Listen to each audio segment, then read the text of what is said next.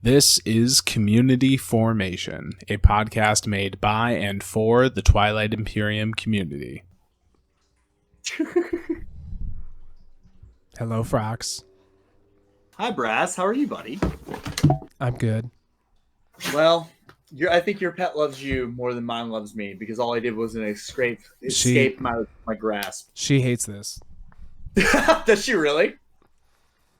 Oh, I don't know. She's licking my finger. Yeah. I think our gag's backfiring because, well, look at this. Okay. We tried. We tried. You know what? We are pet parents and we're proud. Yeah. Pet bird children are real children. Okay. Are they? Are they though? No. Yeah. I don't know. He loves me unconditionally. He doesn't care if I cut him out of the will. Sure enough.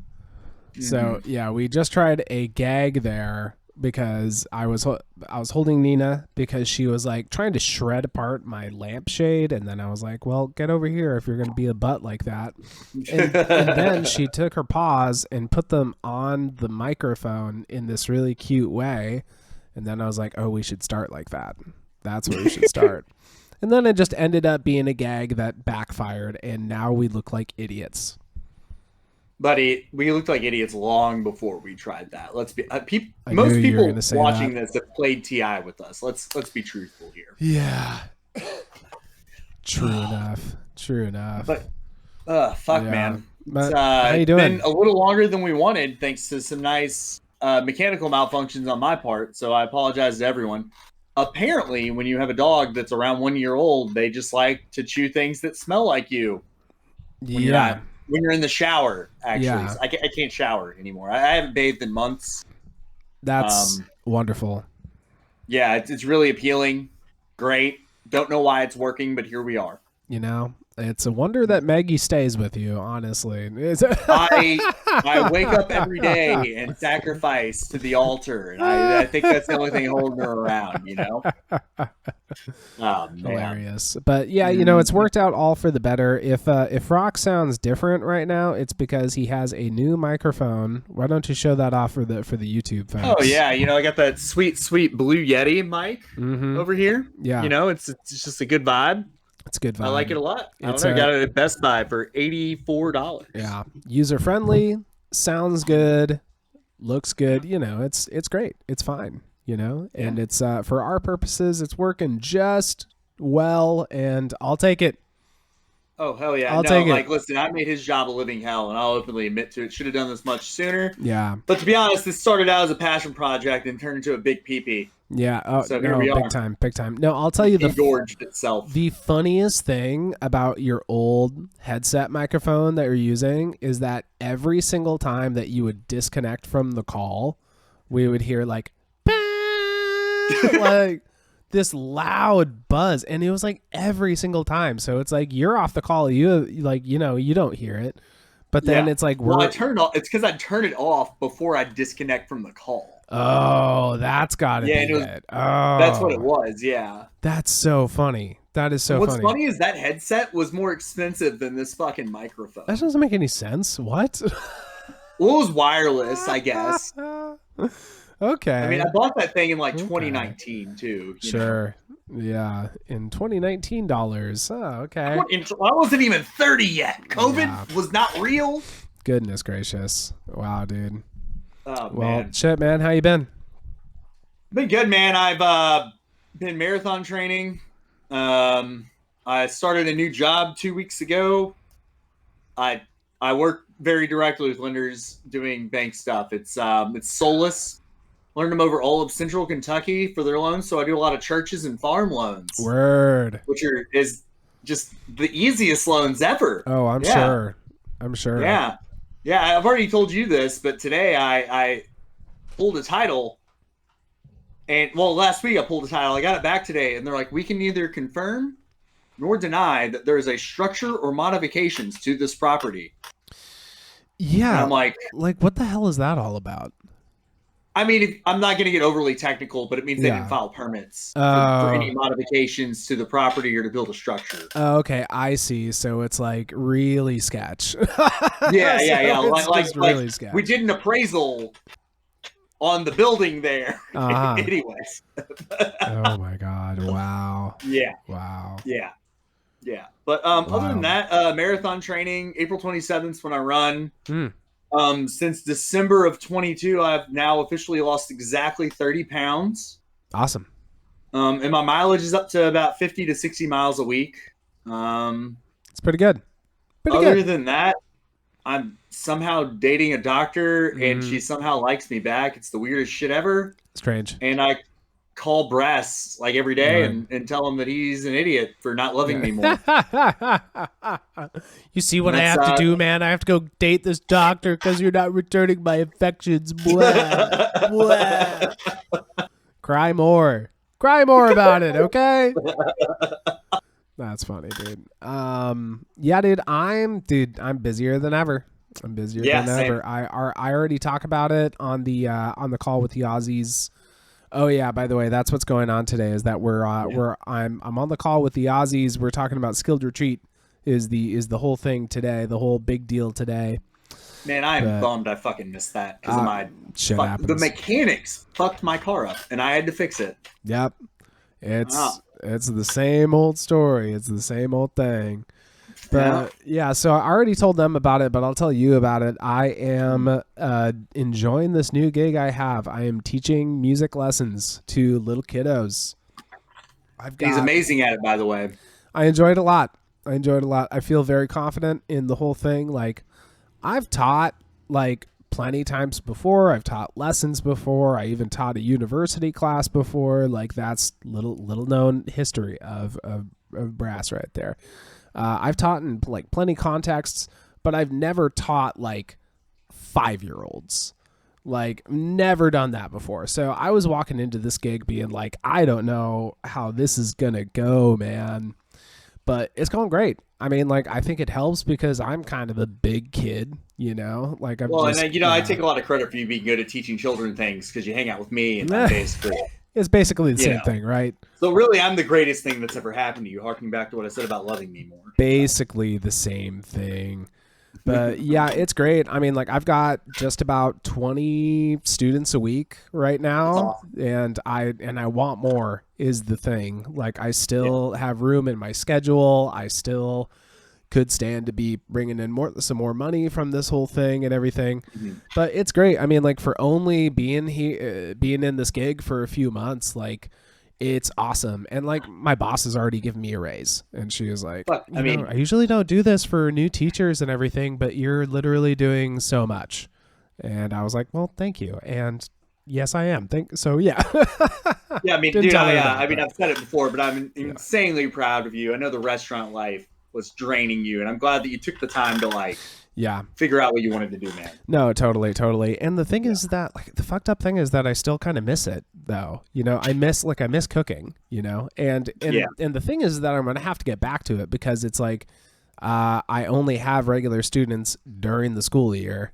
You know, we take a big old summer break. So during the summer, I'm going to have to figure out, all right, work part-time here or just do like shift work. Like, every week I'm working at all these different places or whatever. Like, I've got the ability to do that. So it's ultimately not going to be a big deal. And I'll get my fill of that lifestyle again for sure. Like, it's not really going away.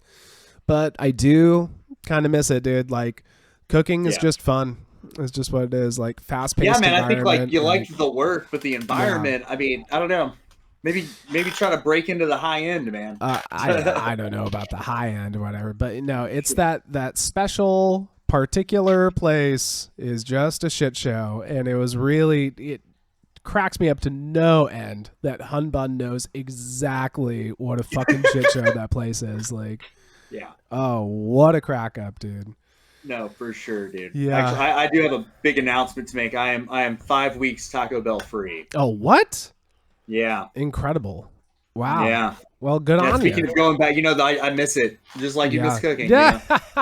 Like giving up oxygen for me, buddy. Like I know it wasn't good for me, but boy. Yeah, for sure. Well, after you do your marathon first stop, you're literally like you run past the finish line and then you just keep running to the Taco Bell. Like it's only like 3 blocks away from the finish line. Exactly. Oh my god! Have dude. a crunch wrap for me. I passed by 3 of them on the route. That's funny, dude. Oh my god. Yeah, talk about motivation there. Talk about motivation. For real. Wow, dude. But yeah, so that's pretty much all that's going on with me, dude. I'm just staying busy with the new gig, trying to, spend tons of time at the gym as usual. Got this band going on right now that is the label that we're using for the band is hardcore jazz. So you can tell probably how much fun I'm having with that one. Is it like jazz, but there might be a pit at the concert? Might be a pit at the concert. I mean, with some of the tunes, like maybe, I don't know. It's like, I don't know. It's just like I'm playing sax and I'm trying to spend the least amount of time possible playing like real notes. Yeah. And I'm just I get like that. making the wackiest possible sounds that I possibly can the entire time is kind of like the way that sounds fun, man. Handling it. It's a blast. Yeah. It's where my heart and soul like really truly is, honestly. No, for sure. Yeah. For sure. Well, I guess, we're actually here for like a purpose of the vlog. For sure. For sure. So on the docket for today, the big thing for our Who's the Speaker Again segment, we are talking to MurderousTroll, CoolGuy, and Big Al. When I say we, I mean Brassbird. About Skilled Retreat 2024. That's in Melbourne, right? Yes. Or it's outside of Melbourne. There. Yeah, that's the plan. I'm hopping on a plane, heading down under. Yeah, oh man. But yeah. I'm incredibly jealous of you, my friend. But then it's gonna be dope. Of lesser note, we also are going to do a little bit of Articles of War, do a little tournament update. The big talk is going to be about my boys' game here, and we're not going to spoil what happened there.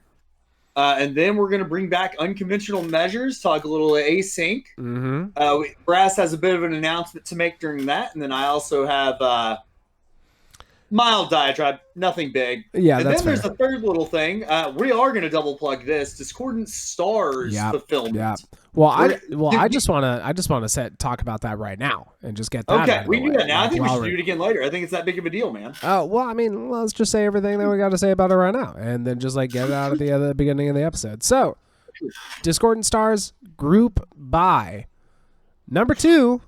Because we got Discordant Stars Plus. If you listen to our episode with AndCat and Tactic Blue, you got a big old dose of what's going on with Discordant Stars in general. But they're kind of on the last leg of trying to get people collectively to chip in and try and get the printing going on here. Because the more people that hop in, the cheaper the whole thing is going to be. And I heard on the SCPT episode that they have like over 700 people. So the price has dropped like dramatically, as you can imagine, but still can be cheaper, baby. Still can be cheaper. And talk about value, dude. They're up to like 34 factions now. And there's like system tiles as well. And I don't know how many other components are involved, but that's like some pretty cool stuff. I mean, the system tiles. You're making a bigger game bigger, you know? Yeah, exactly. And I'm excited about like throwing in like system tiles into like other regular maps and stuff, you know? I need to get like my own copy of TI. Before I go buying that, right? Baby steps. I don't know, man. Going to Matt's house is just too good. Maybe I'll just buy it for Matt. Yeah, no, that'd be tight. Talk about a nice gift for the boy, dude. I mean, like he always hooks it up with the bourbon. You hook it up with like the TI stuff for him. You know? For real, actually, honestly. Oh, by the way, Brass and I saw each other in real life, I guess, since the last episode. Oh my God, yeah, no, that was at the beginning of the whole journey here. Yeah. Damn. Fuck. That was fun. Yeah, dude. I'm trying to come back come visit you this summer. I was jokingly thinking about watching your cats while you're in Melbourne. Hey, I need someone, man. I know, dude. Well, and I can work from home with just jobs, so like I wouldn't even have to take time off. That's really funny, man. That's really funny, dude. I meant to pitch that to you on the phone today because we really do love you. Good night every day. But anyway, so but to get back on topic because of my ADHDs, we also have the best segment in the show that doesn't involve my son, who's also named Bort. Brassbird's Mega Meme Center. Yep, got some new faces. Got some new faces this time around. I'm stoked. I'm stoked for it. And, I just had a little thought. It's kind of like the warm up act, because we have it right there before the speaker, and we get the crowd really feeling a certain way. Yep, absolutely. Get them juiced. And whether it's good or not, most of our interviews devolve into complete and utter comedy fest. I don't know if it's good comedy, but it's never serious. So. Yeah, for sure. Fucking A. Yeah, man. Fucking A. All right. Fucking A. Are you ready to get going here? Yeah, I think so. Yeah. So Brass, we can go into the Articles of War segment when you're ready. Articles of War. Yeah. SCPT tournament update. So at this point, we are in the prelims. We are. What ended up happening with the qualifiers is that we kind of fell short of getting the amount that we needed. So I don't know what the boys are doing as far as like give a few buys, or Matt brought up this interesting idea of like just honestly give someone a buy straight into the semis. And that actually cuts out however many other games that you need. Yeah, it cuts out a whole game. Exactly. It's like rather than like give this many people buys. Yeah, fucking A. I mean, I've been in the semis. I've earned my way there. Sure. I believe you. But sir? Let me pull up the beautiful bean footage. Oh no, hilarious, dude. But yeah, I mean, like however they do it, I think it's fine. It's a lot of people to coordinate, and it was like a slog, like I do enjoy the format that they did this time, and I think that there is a lot of potential for having the qualifiers be just like this whole punch and kick and fucking drag out fucking thing. Like I think it's great. But there just needs to be, I don't know if there needs to be like more time or more how you need to tweak it. What it really boils down to is just this unfortunate situation of fatigue. Yeah. With it being for so long. And then it's also, I mean, they've set it themselves, like the moves and the job changes and everything. Really, I mean, like the head of state matters, right? When it comes down to it, I know they're not the ones grinding the wheels, but like, they can't expect to delegate everything and keep the hype rolling with just their weekly release and talking about it. No, so totally. So I can't blame them for real life happening. I mean, fuck, we haven't had an episode for 3 months because of real life, Word. So Word. Yeah, but it I don't know what needs to happen necessarily to tweak the formula, but I do think that it's sound, and I think also, like, I don't know, I think I said this before already, but I feel like qualifiers should also be like a loser's bracket. You know what I mean? Yeah, you move up and you can just keep trying to charge your way back in. Honestly, exactly. Yeah, I mean, just have prelims begin as soon as there's 6 qualifiers and get into a game to get like 6 winners in the qualifiers get a game together, and then you just start. And then if you lose, then you get knocked back down. You have to win another qualifier to step back up. Yep. And, I don't know. There's like... Well, that system's just rigged at Brian to keep playing. Oh, that's funny, man. Yeah, I don't know. Like, I think there's potential to change it. But in general, I do enjoy the new format with that. I do. No, I agree. And I mean, I realize I'm not as hardcore on the pavement like everyone I once was, but I legitimately think for like how I felt about TI and like the time I could put towards it, it was a great way to have it.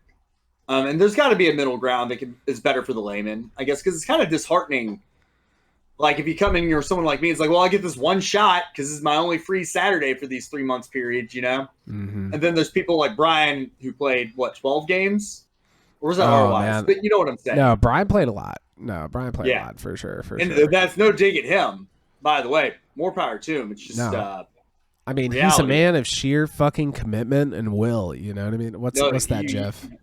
Oh yeah. Oh god, what a great shit. And now, So, like, I have to do a brief aside. If you could have one GIF tattooed on your body, what would it be? Oh man, I'll tell you mine. that's okay. It's the Robert Redford when it's zoomed in on him, yes, and he just goes, yes. I don't know. Got that sly smile, dude. Honestly, it would be that one. I think 100%. I think I got to say mine would be Wesley Snipes crying with the gun. I think it would be that one. Yeah. Just great. Dude, good memories with that one. What's the story on that one? I mean, wait, as far as why I'm choosing it? That's the joke. Like when someone walks up, they always ask you about your tattoos. Oh, I see. Like, that's the fucking one. All I would say is like, it's Wesley Snipes crying when he's like about to cap someone. Dude, the guy tried to sell me a Bowflex. Like, come on. Yeah, come on now. Okay, so I will get into talking about the prelims game, my prelims game. It was, well, first of all, I was supposed to play with R-Wise, which I was stoked about. And then R-Wise had, like, essentially his computer took a shit at the last moment. It just took a shit on itself and just, like, didn't work out. So I started the game dismayed. And, oh, by the way, it's up on the YouTube from my perspective. Yeah. I mean, you can also go on Big Al's YouTube channel to find the one that's got his commentary, obviously. But I recorded the one with just me from my perspective, if you want to watch that at all. Yeah, so I start the game completely dismayed because the joke that I kept saying is like, I'm going to wine make R-Wise. Ha, ha, ha. I'm going to wine make the winemaker. That's the funny thing. Ha, ha, ha.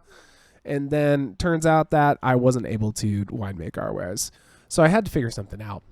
My game had myself and Elspeth, and it had Clawforce and Judica, who was a finalist from last year, so that was a little bit stressful.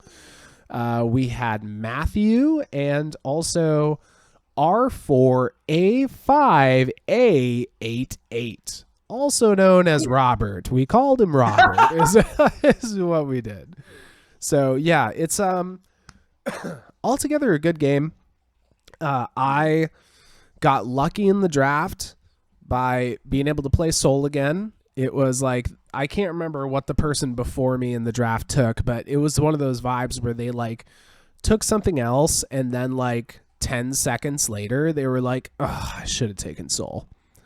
And I was like, okay, well, I'm glad you didn't, because if I didn't play Soul, it was going to be either play Mentak or Winu. That was going to be the choice. So I was just praying, like, please, just let me play Soul again, please. And it worked out. What else do I say about the game? I lucked out with the faction pick, and I had an easy enough looking road with the objectives where from very early on, I just said, like, I'm going to play speaker game is what I'm going to do. I'm just like, I signed up as early as I could. Stop, Nina. Stop it. I signed up as early as I could to say, like, I'm just going to play speaker games. Elspeth was to my right as SAR, which usually I make a big deal about, like, well, I'm going to play against SAR. You know what I mean? I'm going to make sure that they can't get away with it. But, you know, Elspeth, she's like, but I'm so friendly and I'm not going to make a big deal about anything and I'm not going to fight anyone ever, blah, blah, blah. So I felt less worried about, like, oh, okay, so I don't necessarily, like, have to police Elspeth. The other big threat at the table was Judica, who played Nalu. And if you remember, I streamed one of Judica's games, I think last tourney. Yeah. Where they played Nalu and just like kind of cleaned up. Just like literally played so well. So it's like I could see that coming from a mile away of like, he's the person that I have to watch out for. Obviously I have to watch out for Elspeth because like they're just playing such a good faction. And then, you know, like I said, we had Mentak in the pool, Winu in the pool. So I was like, okay, don't necessarily have to worry about Mentak or Winu, but have to watch out for keeping Winnu off of Rex is the big thing that I have to be concerned about. And then Hakan was like the other missing part of the picture here. That's a really good pool. It was a very interesting pool. Some heavy hitters, a lot of kind of like nuances going on. Mm-hmm. And I would say overall, as far as like power players, it was myself and Elspeth and Judica was definitely like the power players. There was like some interesting kind of like jockeying for Rex. Like Elspeth got custodians, and then wait, what wasn't Elspeth? Yeah, I think she had a really good round one and got and then got round one custodians, I think it was. And then there was like some really interesting kind of like jockeying for like who's going to take Rex after that. Like, we got to be worried about Nalu, and then we really got to be worried about Winnu. But then there was some weird point where people are like, well, maybe Winnu should take Rex to make sure that Nalu doesn't take Rex or something. It was kind of weird. It was a weird rock paper scissors game, man. Yeah, it was a weird rock paper scissors game. So then I ended up taking it because at the top of this one round, I was really struggling with scoring my secrets, and I had the purged relic fragments one, and my left neighbor Winnu had relic fragments.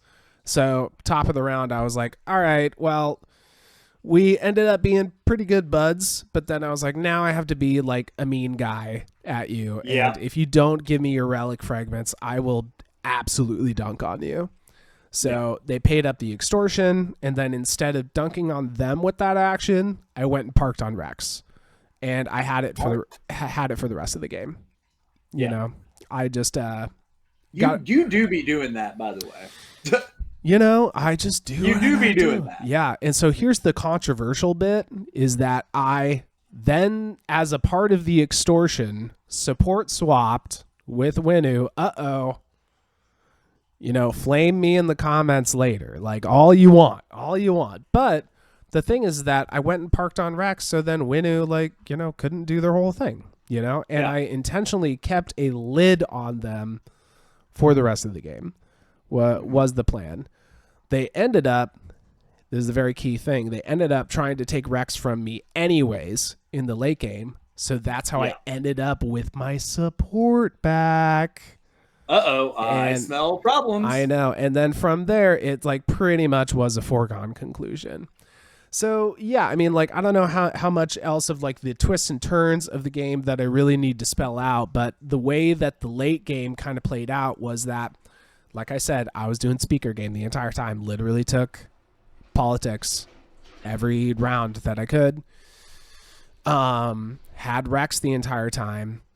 The objectives turned against me in a way where it's like, if I'm trying to get a double score and get guac with Imperial, then I'm going to have to spend like every ounce of gas that I've got in the tank to spend win at that point. And I wouldn't win at that point, because then it's like, what am I going to have? Yeah, it's like I'm going to tap out at the end. Like, I'm not going to have anything for the late game or whatever. So I just kept like trying to bide my time and just think like, okay, when am I going to have my swing round? When am I going to have my swing round? And it just kind of kept turning into this whole thing where it's like, not yet. So then I'm thinking like, well, looks like my swing round has literally got to be the very last round. And then when Hakan played Politics Writer, my whole speaker control game kind of fell apart, and I had to have this conversation with Elspeth where we kind of did this like gambit thing almost, where it's like I convinced her to let me keep speaker so then I could like give her speaker so then she could take leadership in the final round and she would leave me Imperial, was essentially how that worked out. It's like, let's collude so that we can turn it into one of us wins. And by the way, we also have to like find some way to like deal with Nalu, and then we'll figure that out. And then that plan got blown up when Hakan It's funny that it was Hakan the both times. Yeah. Played political stability on leadership. Yep. So we're pretty much getting to the end of the game here. It only lasted 4 rounds because that happens in the status phase. And then we go to the agenda phase. Elspeth, like, on this, like, total sleeper agenda that everyone's just, like, totally sleeping on, she gets the get elected secret, gets up to 9, and then now we're in this really weird situation where, because Elspeth and I can't do our deal that we originally were planning on, I would have to, if I wanted to get what I wanted, I would have to backstab Elspeth on the deal that already fell apart or whatever. But it's like, I would have to backstab her. I would have to buddy up with Nalu, give my support to Nalu so that they could public disgrace Elspeth if she takes Imperial, so that I can have Imperial. But then Nalu is in range of finding some way to score zero before you anyway. No, score an action phase secret. Oh. Yeah, because then they would be at 9, if I gave them the support. So it's either like do that or like, and now I can't really make a deal with Elspeth anymore because she can't get the 1. You know what I mean? It was just like this totally fucked up situation.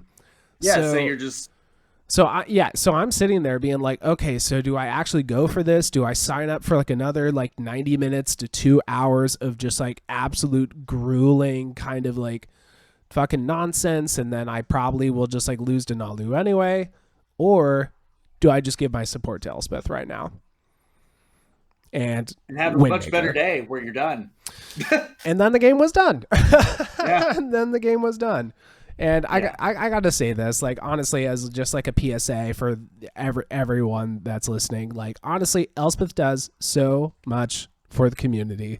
She really does. She does like so much streaming, like just so much positive energy and everything. Yeah. Deserves a good turn. Deserves a seat in the semis. Yeah. Big ray of sunshine. Absolutely. So no regrets, as they say. No regrets. But that being said, I can't help but think that if I had backstabbed Elspeth, like, maybe I probably would have found a way to do it. Maybe I could have, like, scored the stage 2 with the fucking thing. Like, I still held on to Rex, even though Winnu came and dunked on my stuff. Like, I still survived, and then I just dropped it like it was hot, baby, and got that stack on Rex back up, you know what I mean? So no one was taking Rex from me. I was gonna get that guac. Like, I don't know. In another timeline, like, yeah, it could have happened. I probably could have found the win.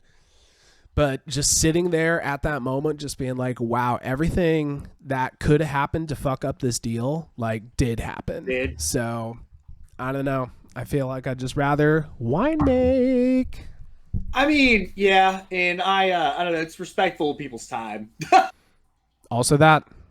Yeah, not really. A lot of people were disrespected in that game.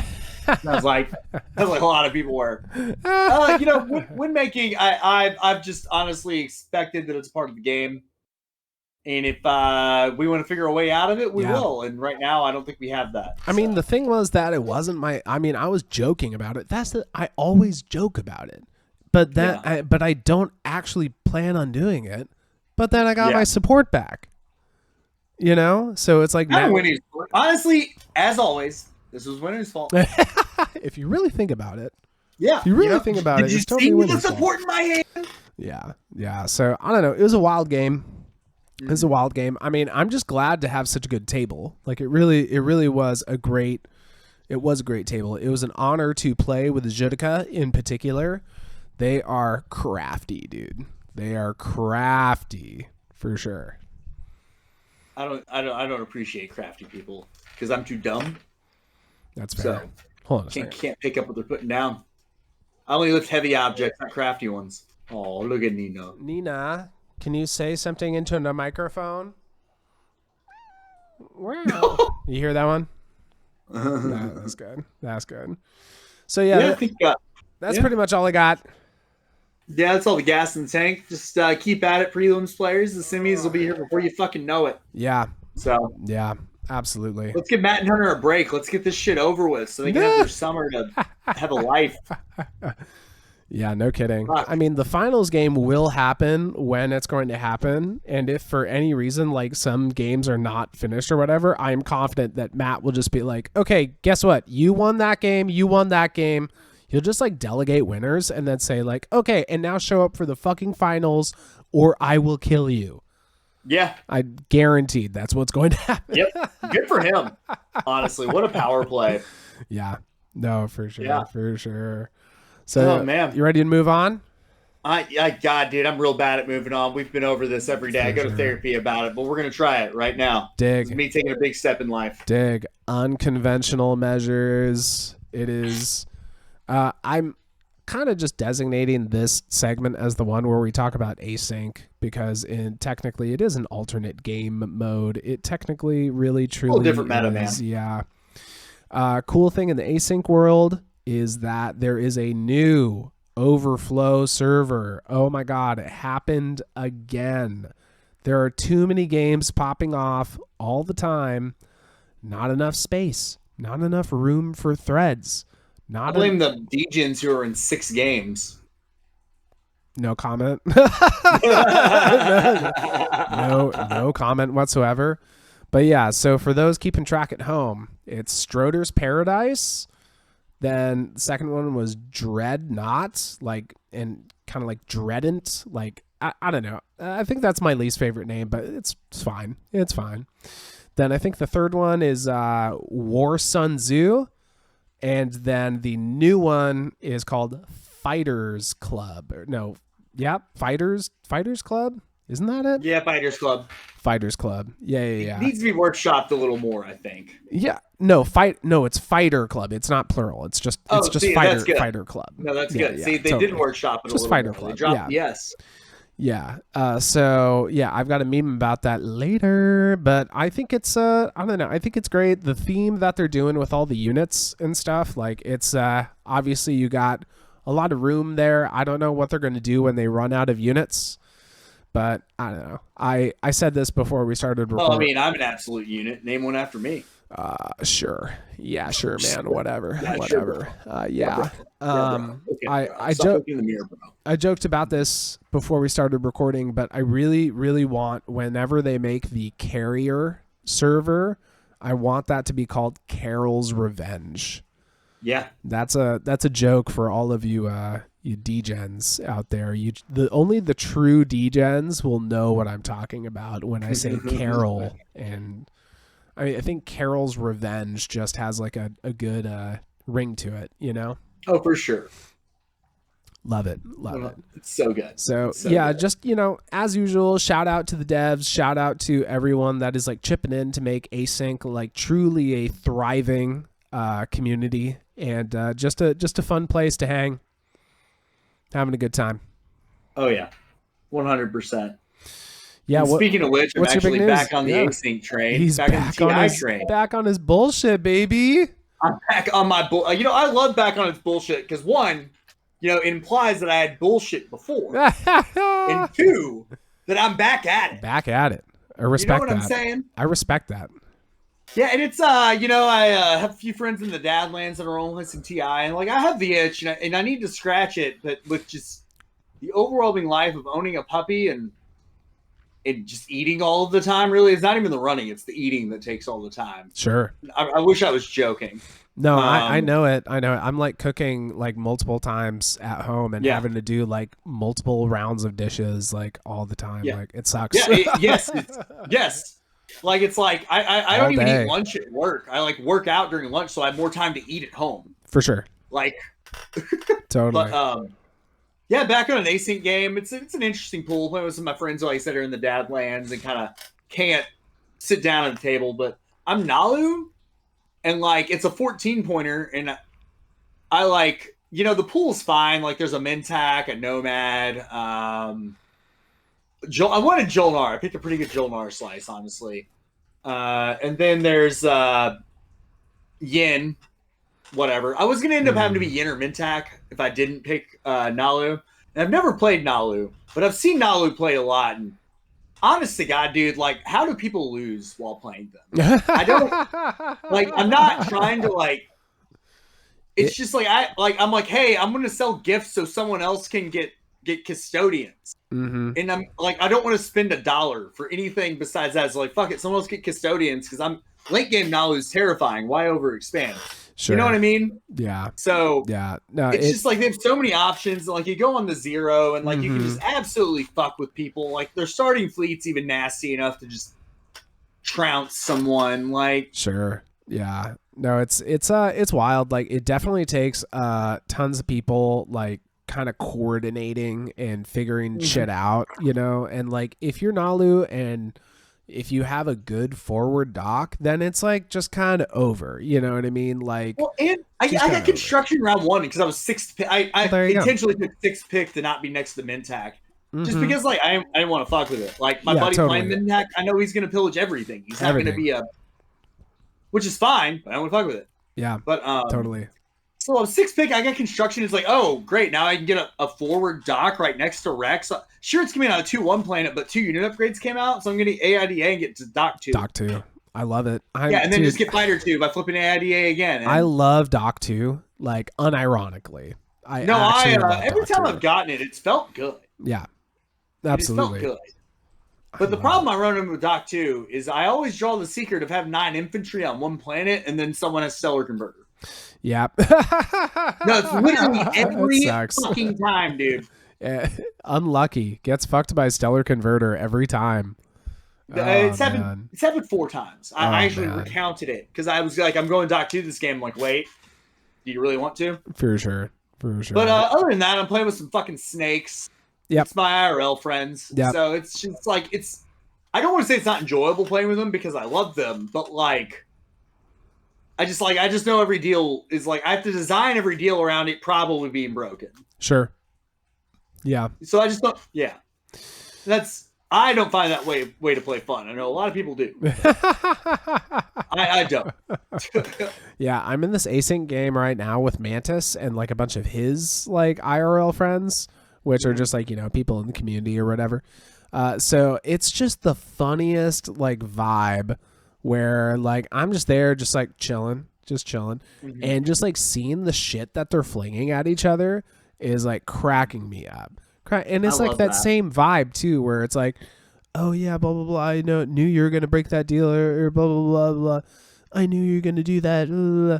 And by the way, it's like Mantis also as well. Like he said this one thing where he was like, if I was in your position, I would have broken the deal out of principle. So that's why I, you know, didn't offer the deal in the first place or something. You know, it was like he was using that as this justification for something else. Like, oh, dude, I love him. Line. I love him. I want that tattooed on me. Like, fuck. I would have broken the deal out of principle. Oh my God. Pray I do not break it further. Yeah, no, never.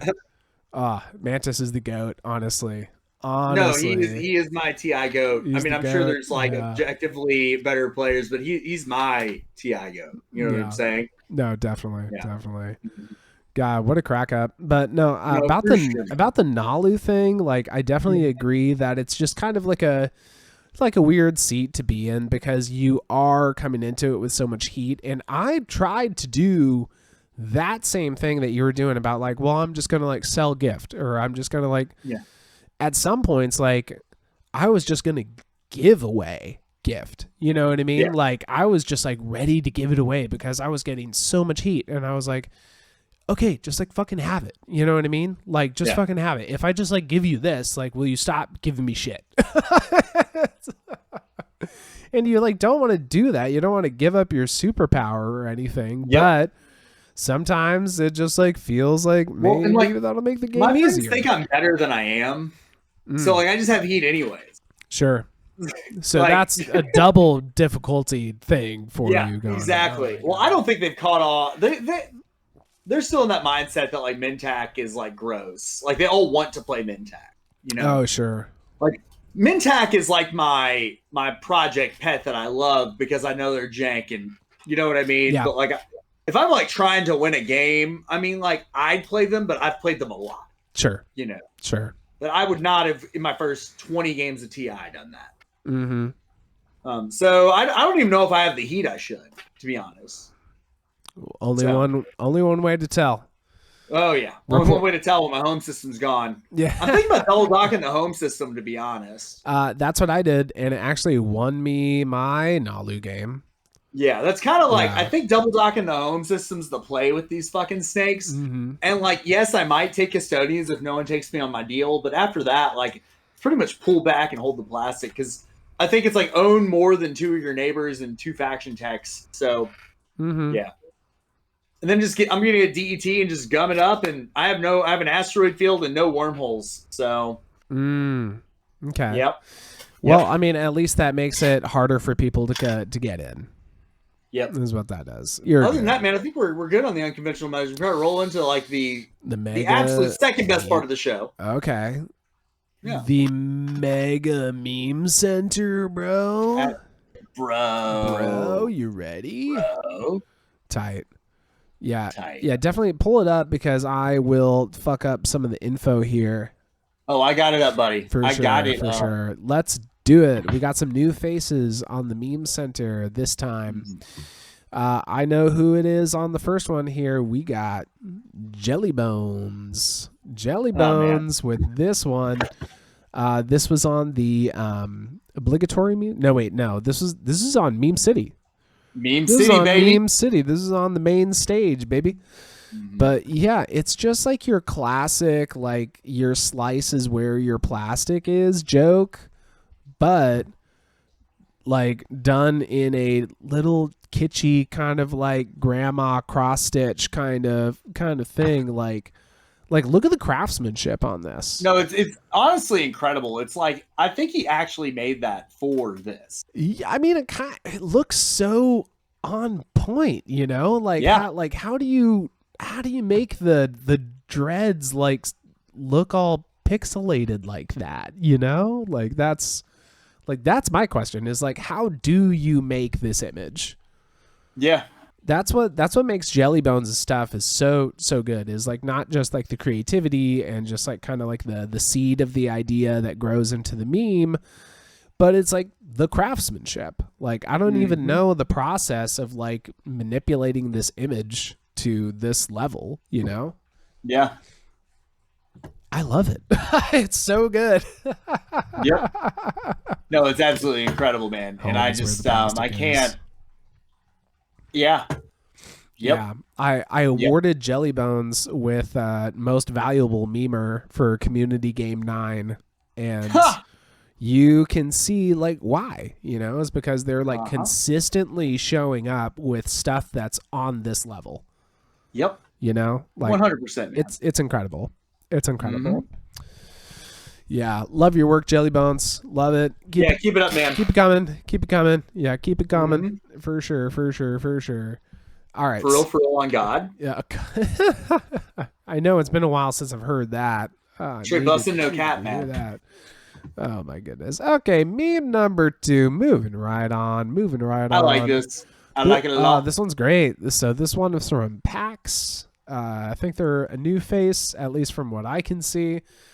And I mean, it feels like they're new just because like this is like a new async player kind of vibe here, you know? It's like every async player goes through this kind of evolution where they're just like, oh, this is so awesome. Like, wow, the bot is so cool. Like, this is just amazing. And then you hit this point where you're just like starting to fucking Jones for it, like harder and harder and harder. Yep. And then you realize like, is this addictive behavior? Then you start to make, you start to make jokes about how like, haha, it's so addictive. Haha. Like, I can quit whenever I want to. We're having fun here. And I'm not raging at someone in Europe for 5 hours on a Tuesday at 3 p.m. That'd be real fucking weird. The moose is loose, baby. What'd you say? The moose is loose, baby. Oh my God. Yeah, dude. It's so yeah, this is like exactly the kind of joke that a new player would be making. But this one's great, and I've never seen this comic before. Like I've never seen the original. No, it's in the style of Elk Hunt. It's a popular comic. Oh, okay. So I've never seen it. I've never seen it. So this one. Yeah, no, I mean, well, the artistry. I don't know about the character what it's from. It looks like a fucking Sesame Street character. Oh yeah, no, it's a riff on Sesame Street for sure. Yeah, for sure. Yeah. Today's number is 5. Oh my gosh. What's great is like how little alteration it took to make this meme just absolutely pop off. Like literally just like 1, 2, 3, 4 little additions or alterations. Just like, and then it's perfect. And then it's perfect. I also dig it just because I'm a fucking coffee fiend, you know, like, so I understand I that quit level coffee as and well. T-Bell on the same day, man. Oh God, how are you even alive, dude? I don't know, man. I really don't. And Wild. I don't even know if I'm happy anymore, man. You know what? He looks happy to me, folks. Don't listen to him. Don't listen to him. You know, the trick is to listen to Roland every day on the way to your desk job. Yeah, oh, sure. Dig that. Okay, so this one was on the obligatory memes channel on the hub. So I did this thing where I went down the list of the async servers in the order. Yeah. So this next one, meme number 3. Love the username. Huh? I love the username on this one. Oh yeah, no, this one's like Quaggin Sire. Yeah, like the Pokemon. Quagsire. No, wait, is it Quagsire? It's Quagsire. Quagsire, yeah, but Quaggin Yeah, so it's a play on that. I love it. But yeah, so is this on Papa Bort? Papa Bort needs memes? Papa Bort needs memes. Love it. Papa Bort does need memes. And this one's good. I mean, you know, I love an elegantly simple meme, you know? Like, yeah, the less work they put into it, the better, in my opinion. I'm joking. I mean, I love high effort stuff as well, obviously. Yeah. Obviously, I love high effort memes, you know? There's a different... But I can really relate to low effort, you know? Yeah. But this one, I just love the crossover between chess and that. And this one, like, it just gets the nerd brain, like, very, you know, just going off. Like, so when I posted this on our server, then it's like immediately like Jazz is getting into this whole discussion with someone else about like, oh, but what if the black player had fleet logistics and then, you know, then you had a chess match of like the two sides, like, oh my God, tech with doing that. Chess with tech, fucking kill me. Yeah, no, exactly. And it's like, you fucking nerds, like, of course you would go off on this. But that's the cool thing about a good meme like this is that it just like stimulates the creativity and like just gets these other like fucking ideas going and everything. So yeah, this one is just simple and it's very effective. It's very effective. Yeah, for sure. And there's plenty of chess nerds in the community. Like, oh, 100%. Yeah. I mean, I think it scratches a very similar itch TI, quite frankly. Certainly. I mean, it's the oldest war game there is. That one. I mean, maybe that's not unless you think love is a battlefield. Yeah. Okay. Oh, that's like, is that like some 80s song or something? I think it's a song. Yeah, I don't know, man. I'm on one today, and I'm so sorry. I really apologize for that one, everyone. No, you're fine. Moving on to meme number 4. You're going to have to read this one off for me. I think the name is... You're fine. It's Chrysalis. Chrysalis? Or is it Cyrus? Well, I thought it said Cialis at first, oh my to be God. honest. I was like, okay, Cialis. So this one's got to be old man memes. This one's on old man memes. So this is... guess I would say it's like a high effort meme or something. I think it's that real like medium point of high effort and low effort because like, you know, the hats he added them. He added that perfect font. The hats and are good. The font, everything perfect. there for everything. Yeah, but it wasn't. I don't think it was that much work, but it's great. I mean, it's really smoothly done. It's really smoothly incorporated. I love it. Nas Roka. I love this team. That's my favorite faction for a reason. There you go. Absolutely. I love it. I love that Nas Roka are just the goofy, fun duo that they're so wholesome and they really lend themselves to humor like this. Yeah. Well, like every other faction, their lore is like, I want to take over the universe, and they're like, oh, I just want to like find cool stuff and do cool things. I just want to have a fun time with my friend. Yeah, exactly. Okay. That's all I want. That's all I want. Yep. Yeah. That being said, I know you're going to be disappointed in me, but I feel like I'm shying away from Nas Roka just because I've had a rough time playing them. I've had a rough time. I haven't figured out what the hell you're supposed to do with them. Yeah. Well, we can talk more about it, but it takes a table too, man. I don't think competitive play is really rotating in a way that lets them play to their strengths and get set up. Yeah, for sure. Yeah. For sure. Mm-hmm. Yeah. But we're not a podcast about strategy. We don't know what we're talking about. All I know is that I hate those fucking 4 production home systems to start out. I hate that shit. It's awful. Hate that shit. Oh man. All right, but I really like this one. It really caught my eye, and keep it coming. The new folks. If I can't build a carrier and fill it up, man, I'm just depressed. Well, that's what I'm saying. That's what I'm saying. That's exactly what I'm saying. Oh my goodness. That's God, don't even get me fucking started. Don't even get me started. All right. So anyway, meme number 5 before we get started. Oh yeah, this one. Oh yeah, this one's Susan. So this is you can imagine it in its long form where it's like these two sides are just stacked into a whole long one. But last minute, I edited the image just to make it show up on the screen a little easier. But yeah, so this one's on Susan. Where was it posted again? This one was at the Art of Meme. Oh, of course, yeah. So the one on the War Sun Zoo server, of course, the Art of Meme. So this one, I stumbled across it and realized oh yeah, Susan was actually telling us that he was going to do this before he did it.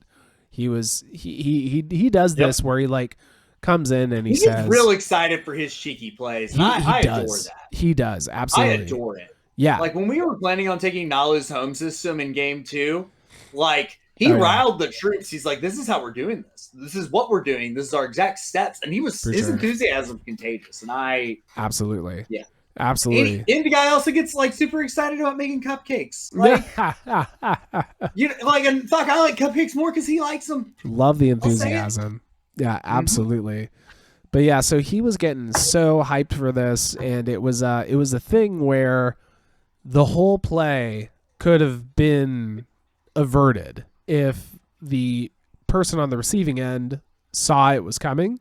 So Susan was telling us I really hope this is going to happen. I think this is going to happen. It's and then he's posting, it's one turn away from happening. It's their turn right now. If they don't do something about it, then it's going to happen. And then what do you know? He posts this meme and it done did happen. It done did. I like to think he had the meme made while he was planning it. You know what I'm saying? For sure. Yeah, no kidding. No kidding. Yeah. So it's getting to the point with ghosts where I don't know.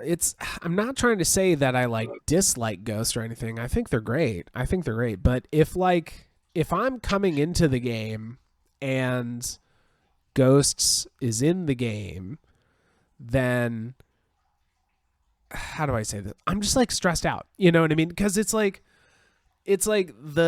ghost player 9 times out of 10 is going to use their hero to do something super. I lost my game because of Ghost Hero. Believe it. My semis game last year. I believe it. Megatol closer to the shard for Alice. Yeah. Oh my God. That's the shit that I'm talking about. It's they're going to use their hero in an incredibly disruptive, wacky way They'll probably find some way to ransom your home system. I just had that happen. Just had that happen with Toph. Faction, and like in the wrong hands, it's just yeah. So But, Toph extorted my home system with that stuff, and I'm like playing Arborek, by the way. Like very well. Thank you. I'm playing it very well. Well, yeah, they really meld into your style. Quite frankly, I think you should play more Arborek.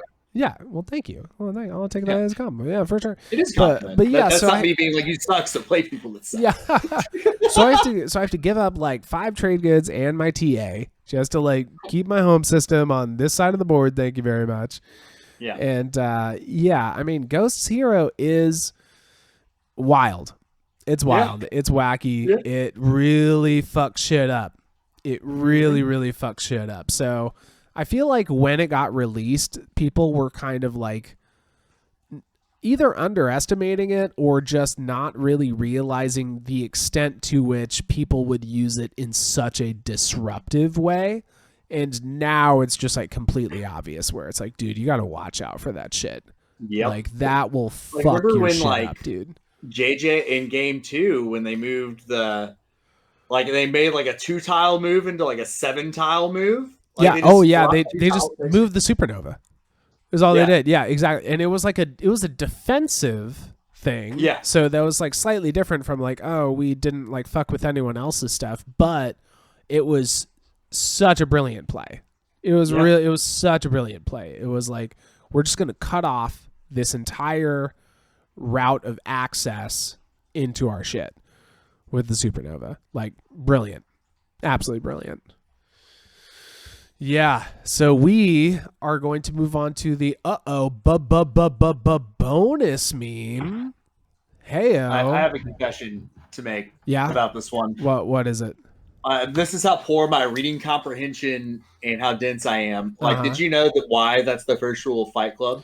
Why? What? Do you actually know why? Like, why he made it at the first rule? Oh, why you don't talk about Fight Club? Yeah. Well, why did he make that? It's because he's trying to teach them to break rules. Oh, okay. There you go. Interesting. And I was like, I learned that 3 weeks ago. And that's why he made it the second rule as well. Yeah. So yeah.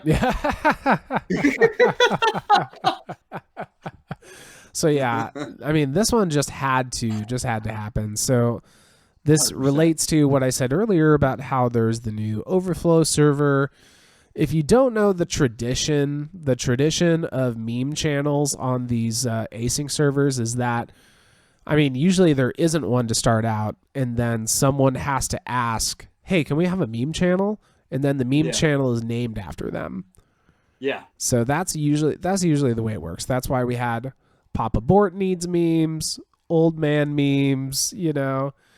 The art of meme was I think that was pre-named by Somno, because it's like he just knew instinctively it was coming.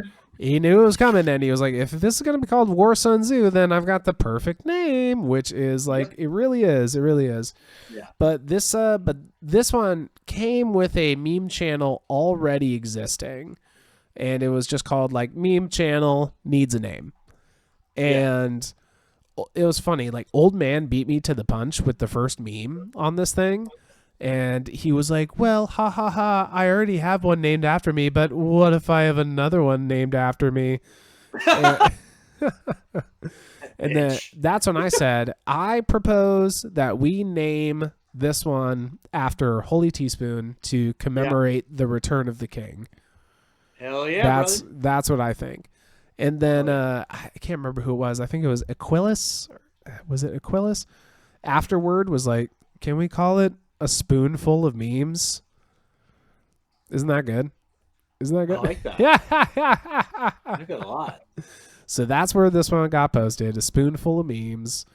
Hell and by the way, I will say also what when I made this meme, I used the image assets that are literally from the async bot. Fuck yeah. Yeah, Jazz has given access to all of the images that are used to populate all the stuff on the bot. So for all you memers out there, take note. Yeah, it makes really, really good material. Yep. So that one is good. I love it. I love it. We're back, baby. We're back, baby. And I think that's pretty good. Like, we kind of hit everything, didn't we? I think so, man. And this is the embarrassing thing. And I'm really going to circle back to my opening monologue. It is 11:30 at night, and I'm actually going to run and go get food. Like, that is legitimately what I'm about to do because I am fucking starving. Oh my god, dude. He can't eat enough. Ladies and gentlemen. It's bad. It's awful. And like I finished my cooked food. Yeah. It's Wednesday. He needs more food. Yeah. Hilarious. Well, yeah, man. You enjoy, and yeah, let's go hang out with the Aussies. Yeah. Yeah. Well, you do. I'll be under a car while this is going on. It's great. I love it. Love it. All right, ladies and gentlemen, you know it's time for Aussie, oi, oi, oi. I love Al's background. Are you kidding me? We got to bring some flavor. Bring some flavor. Bring some I was flavor. considering coming in the buff myself, but I thought we weren't going that far. Not just yet. That's for the X-rated YouTube video version. We're going to have a parallel feed of videos for all the X-rated interviews. Yo, we are here. You can get it on Big Al's OnlyFans. Yeah. Hey, well, at least it's already called Beautiful People Club. It's true. So we know we're in the right place. It's true. It's true. Yes, I am here with all the lovely, lovely Aussies. And all three of these beautiful folks have been on the show before, and I've got them all here together is what I've got going on. And just to give you a little bit of preview of what we're going to talk about, it's all about Skilled Retreat. If you haven't heard about it yet, it's a huge deal. And I mean, we'll get there, but where I want to start is just on a bit of a personal note, because like I said, all three of you fools have been on the show before, friends of the show, I would say, and I kind of want to go in somewhat chronological order, and you guys just like catch us up with like how you doing and what's new in your life since we saw you last. I want to start with BigAlCupaChino. What's up, baby? Yeah, not much. Probably IRL, economic drought, recession, which I believe many of us around the world are dealing with. So that creates an interesting environment in the work. At home, same old, same old. Kids only getting older. They're last year of school for my oldest, so that's a whole nother step coming. In terms of Twilight, probably less teaching, slightly less streaming, and a bit of async. And in terms of play philosophies, trying some new things. Big Al Lies being a meme that is working for me, not against me at the moment. Hashtag Big Al Lies. Yeah. Hashtag. So definitely trying some new things, and otherwise just loving life. Excellent. Wonderful. Cool guy. How about you, baby? Look, life's good for me. I like my job. I like the people in my life. My son moved out last year to go to uni, and that's going well. I got a game in with him over in Newcastle with some Hellfish, who on our Discord are some pretty hell mode tough characters. But that was a lot of fun, when you see them in person and they're nice to you. So empty nester life, huh? Yeah, it's great. More async, and Twilight wise, last 6 to 12 months, I've been feverishly trying to chase the latest promotion on my server to make Warlord status. We can talk more about that later. But in the hashtag Big Al Lies, I wouldn't say I lie, but I've been approaching games with what would I do? What bridges would I burn in this game if it'll help me win this game? Forget about tomorrow's game. Forget about people saying I'll never do a deal with you. You are untrustworthy. I'm looking at the scoreboard. Yep. And I'm trying to win today. Sure. I can respect that. Excellent. Pushing the competitive envelopes. Rob's laughing because he's been in those games. I've been on the receiving end of some of this this moral dishonesty. Shenanigans. Yes. Look, we can all have our own perspective on what's going on here, okay? That's all right.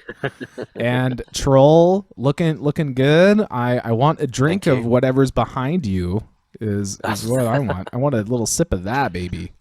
Yeah, no worries. Yeah, just a bit of some Aussie wines there. But, Yes. Yep. No, everything's been good. Kids are growing up. Mine are 9 and 6, so we've been doing a lot of board gaming actually with them. Fun. Actually ran through Eldritch Horror with them and a few other Wingspan. They are big fans of Wingspan. Oh, cool. So, just getting the basics in. My oldest daughter has a very nerdy little friend that I'm also very good friends with their dad, and we're sort of working them up to say like a 4-player Twilight Imperium game at some point. We'll see how that goes. Baby steps. Baby steps. That's it. You Yeah. got to teach the basics first. Teach the basics first. So, no, and in terms of Twilight Imperium, we've organised a lot of in-person events. We have every year now. We have 3 Melbourne game days, which about 18 people usually come. We've got this really great cafe, board game cafe, Temple Ardern, that really looks after us now, and we have a great day there every quarter. And of course, organising Skilled Retreat, which is the big one, which is the big event, which is it's really grown this year from where it was in previous years. But we're really excited to talk about some of the details around that. Yes, and we will get into it. Excuse me. I'll give you just like a little bit of the update on me, since you guys talked about your personal stuff. I'll talk about my personal stuff. Biggest thing with me is that I've got this new gig as of a few months ago. I am teaching music to little kids. I am teaching music lessons. It's so much fun. My main stuff is like woodwind instruments like saxophone and clarinet. I don't have any students doing that, which saddens me, but also it's like understandable, because it's like all these parents signing their kids up for stuff. They're like, I want my kid to learn piano or like learn how to sing, which is fine. Like I also teach that. So like I'm getting work and everything, but I also understand where they're coming from, because if I had a kid and if I was signing them up for a music lesson or whatever, I would say like, okay, kid, you have to learn piano. Like you don't have any choice in this. You have to learn piano, because it's just like the most translatable thing that you can learn in the music world. If you like learn how the piano works and how the keyboard like informs everything about music theory and how to read music that way, then you can take those skills and you can go anywhere, and then you can play a wind instrument later, and then you can, whatever, blah, blah, blah, blah.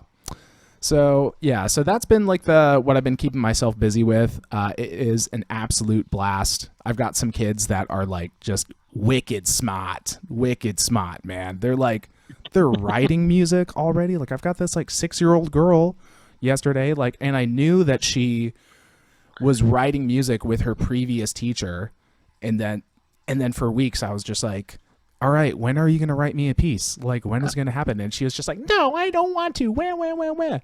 Then finally yesterday, I was like, all right, let's write a piece together. And she was like, okay. And just started scribbling. So it's a joy. Kids are fun. Kids are cool. Kids are great. Yeah. I don't know if I need any myself, but it's cool to hang out with them. That might just happen. But no, I think teaching is a real opportunity, no matter what your vocation or profession is. Just being able to give back to people and see that paying it forward kind of blossom. In students of whatever age. It's interesting, the piano thing, because I suppose a whole lot of them are also doing digital creation, and as you say, piano is more translatable. I played a little bit of bugle and trumpet in a marching band, and there you go. Yeah, it was not much fun practicing at home. Oh no, the sock, and it was quite a literal thing. Yeah, That's the thing with wind instruments is that starting off, you just sound like fucking shit. You just sound like shit at the beginning. So yeah, it's rough. But yeah, so anyway, we all did our little personal note. I think we want to kick it over to CoolGuy to just kind of get us up to speed with where we're at with Skilled Retreat, because it's the Melbourne tournament, but the Melbourne tournament has gone through its different stages over time.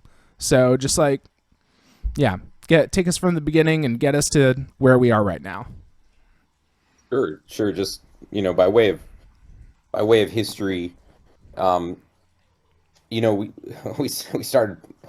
Royal We started playing Twilight Imperium and kind of never looked back. And I had a Facebook chat that was working to set up games in Melbourne, and that broke down once we hit about 20 people because the format didn't work. Hopped over to Discord.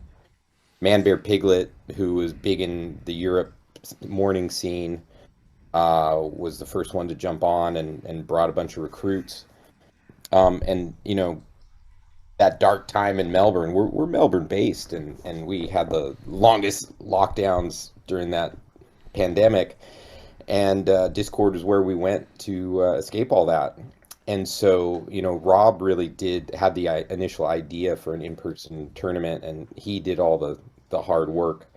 I still remember when he came to me and he's like, "Hey, I got this idea," and we didn't know each other, and I said, let's talk about my leadership style, which is I'm an ideas guy, and if you want to do something, I will support it, and I will put some sales and marketing gloss on it, but it's your baby. And he's run with it. So he's been doing all the work, even though I'm here talking about it. He set up the first tournament. We were ready to go. I think we had 36 people.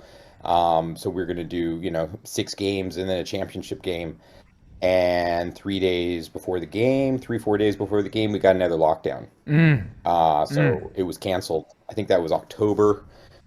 We pushed back to the following March, April, May. Who knows? Like, what's a calendar when you're home every day? For sure. It doesn't mean anything. And so then we had the first one, which was in person. And I can remember still thinking, like, do I want to be in a room with this many people? But that was a great success. That one was just fantastic. It was, one of the things I love about being American in Australia, and I learned this from the Kiwis, is that you always highlight, this is the largest in-person Twilight Imperium tournament in the Southern Hemisphere. Yeah. And so we were the biggest one in the Southern Hemisphere. And that was year 1. And I think we're up to this Skilled Retreat this year is going to be our 3rd one. It's going to be our largest. I don't want to take too much of what Troll's going to talk about, but this one's off-site. I mean, the other ones have been in gaming, game stores, locations where people can, get a room in Melbourne. People are flying in, driving in. Even year 1, we had a guy come in from Europe. Look, he was an Aussie who was coming home to visit his family, but he still got on a plane from Europe and made his arrival time to match the tournament. Big Al came over from New Zealand, jumping across the pond. We had other people coming from, I think we had 4 or 5 states represented. Out of, if you don't know, I think we're 6 here, 5 or 6. I don't know how many states we have, but it's not 50. And so we had an international competition from the first year, and really happy that you're coming over. We got a few Yanks coming over. We got North America's going to be represented. Yes. Which is fantastic. Yes. And I really want to say that Iluka, where the venue where this will be held, is an incredibly beautiful location. It's had local settlement from Aboriginal people for a long time. It is a beautiful, there's water that runs through it. There's a very healthy pond there. There's crickets. Wow. There's deadly Aussie snakes. Love it. There's all sorts of wildlife there. Probably not in July, the snakes, but yeah, probably not. June. I've been to a wedding there. Yeah, I've been to other events, but I could go on and on. But it's a beautiful place with basic accommodation. Sure. Bed. So it's on the Mornington Peninsula. Yeah. That's Okay. correct. Correct. Okay, cool. Yeah, so I was talking to this chick recently, and she had just spent like months in Australia. So then I had told her like, I'm planning this trip, blah blah blah blah blah, and then I think I'm going to the Mornington Peninsula, and then she was just like, it's so beautiful. It's so beautiful. Oh my gosh, you're gonna love it. You're gonna love it. So yeah, I mean, definitely hyped, definitely stoked. Yeah, big time. Well, Mornington Peninsula is one of the more picturesque and more beautiful regions of Victoria. It's got a lot of wineries around there, a lot of farms, a lot of. It's right next to the beach as well. Not that you're going to be at the beach in June. In the winter, yeah, for sure. Yeah, but it has all that there. It's the sort of place. Whenever I have family and friends that come from overseas, the first place we take them is down to Mornington Peninsula and show them around there, because it's just everything that's great about Victoria and this part of Australia. So yeah, definitely worth checking out just to see that beautiful part of Victoria. Incredible. Yeah, We can net out your whole schedule right here. Yeah, no, I mean, the itinerary, and I'll say this, the itinerary is sadly kind of short, because when I was getting my tickets, like, I just, I really stress out about plane travel, like, specifically, like, I really stress out about it. So when I'm getting my ticket, it's like, I'm going to do this as fast as I can, and then I'm not going to be stressed out about it. And I just went through the whole thing so quick, like, I didn't fully appreciate the fact that getting over there is literally going to be like a day of travel, like 24 hours. So I planned like a week, and then it's turning into a 5-day stay, where I was like, I'm going to be there for a week. And then I'm like, oh, I'm actually going to be there less than a week, because it takes 2 full days to get there and back. So I don't know, oversight on my part. Honestly, I'm not too upset about it, because this is just going to be me kind of getting my feet wet, and then whatever. Next year, when this is even bigger and even better, then I'll come for like 2 weeks or whatever, But anyway, so I'm coming in. I think it's on Thursday, maybe like Thursday afternoon or something. Ruby's going to pick me up from the airport, and he was so gracious. He's going to let me crash at his place that night. And then he and I think probably maybe gonna like pick up another couple of fools and then next morning drive out to Luca and then do that whole thing, which is gonna be a blast. I told Jezza as well, as like, we got to stop by the liquor store on the way. All right. Like, because if I'm going to get shanked when I walk through the door, I'm going to need like a little bit of whiskey on top of that. Okay. So I love how Jess is the people's champ as well as the reigning champ, and basically checking out the competition. Yeah. Well, I don't know how much. He's a sweetheart. I don't know how much competition I'm really going to be, man. Like, I'm just there to have fun. But anyway, so we should mention he's won all 3 tournaments. Oh, okay. Okay. You see, I didn't really realize that. Single year. Every single year. And every year there's a target on his back, and he's like, yeah, whatever, and then he wins. Yeah, totally. Crazy, man. Absolutely crazy. Yeah, okay, so we're going to do the whole Luca thing, and then so that ends Sunday. So then Sunday night, I'm just going to have maybe Jezza or whomever else just drop me off in downtown Melbourne, and then I'll hang there that night, have Monday to just like hang out all day, see the sights, get some coffee, whatever, have fun, and then I fly out like early Tuesday morning. So it's going to be a whirlwind of a trip is the thing.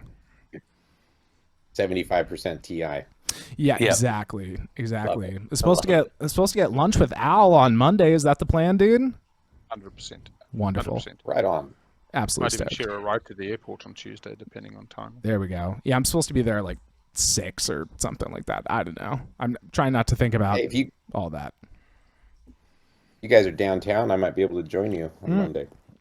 Fantastic. Invite us. Fantastic. Let's make a day of it, gents. Get some roux. Okay. Ooh, that's it. I gotta give a shout out. Napier Hotel makes the best roux in town. Okay. Okay. In Fitzroy, yeah. All right. I take all my American visitors. I take them there to get their first roux. and they've got porter on tap. All right. Fuck me up is what And I they're- say, man. It's a 120-year-old pub. Ooh. Same owners for like the last 25 years. It's a gorgeous place. Fitzroy's the first suburb of Melbourne, so it's like 1850s construction mostly. Wow. And this is just one of their iconic pubs. It has not been gentrified. It is still classic Aussie. Nice. Okay. Yeah. Seeing if Yeah. we can get a booking now. Are you sold? I'm stoked about everything, man. I'm stoked about every single thing. Great. So let's let's turn it over to Troll to give us the huge deal on Skilled Retreat. Yeah, absolutely. Look, so as we said, it's down at Aluka, 3 days. You check in on Friday at 3. Friday afternoon and Friday evening, we'll probably have people bring down any games they want to bring down. If they want to bring down some social deduction, some heavy euros, whatever you want to bring down, get in and we'll all play some different things. If people are insane enough, they can probably sort themselves out a game, although it is a TI, but it is a very early start the next morning. So, it depends how fresh you want to be for your game. Yeah, because it's going to be a 14-pointer the next day, right? 14-point. Oh, We'll start somewhere between 8 and 9. Yep. Yep. And so be a few sore heads, but so we'll start our game on Saturday. We'll get through that, and if you win that game, then you go on to the final on Sunday. We're hoping for 48 people to join our tournament. At the moment, we've got just over 30 that have signed up.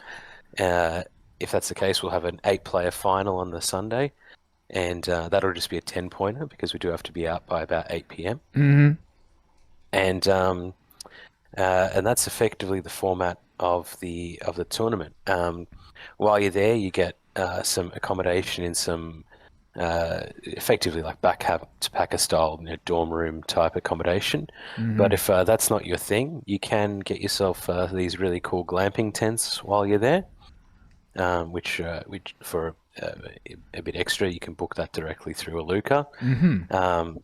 And that gives you some private accommodation. There are some accommodation for females only as well. If any ladies would like to come along and they feel more comfortable, separate accommodation. And of course, all your food is included as well. So all your food is included for the 3 days. But obviously, bring along snacks, bring along drinks, whatever takes your fancy. But yeah, that is the effective tournament. Basically, it's a big group of people who really love this game, really have enjoyed playing together over the years, and it's just grown into this really big event. And it's I'm just so thrilled that it's actually working out. When I first put this idea out to the guys, I was like, what if we had this crazy idea, and instead of having just a tournament, we had like a retreat, like a getaway. And I'm like, do you think people would be into this? My thinking was maybe this is too much, or but thankfully people have supported us, and we're probably 70% sold out. So Word. if you're keen, definitely get your tickets in pretty soon. The whole thing's 375 Aussie, which is ridiculously cheap for 3 days of sure. gaming and Food, food accommodation. and accommodation, everything. Exactly. Now, hopefully, we'll be able to announce a sponsor soon. We've got a local board gaming shop that we've been working with that hopefully will come to the party, and we'll be able to announce some prizes and some sponsorship around that very soon. That is Very awesome. soon. So, yeah, Wow. it is. So, everyone who arrives gets a foiled skill retreat card. Yes. With the date of the event on there. You can Incredible. stick that in your deck. Yeah. Yes. So That'll be fun. Yeah, I'll I'll have to find the copy of the skill retreat that has the flavor text I like the least, and then replace and then it. substitute it out. Exactly. Substitute it out. That's what we're gonna do. Exactly. That's what we're gonna do. Yeah. Wow. Absolutely. Incredible, man. Incredible. Well, I want to, back you up and say, like, of course we're interested in it. Like, I know it's like a wild idea. It's definitely a big step up from like where it has been in the past and everything, but just so cool. Like, so cool. Such a great idea. I for one am excited for summer camp with the boys. Yeah. Yeah. Well, I mean, in America, you guys are really lucky because you guys have all these awesome conventions, and there's more of it now in Australia where we're getting more and more board gaming conventions.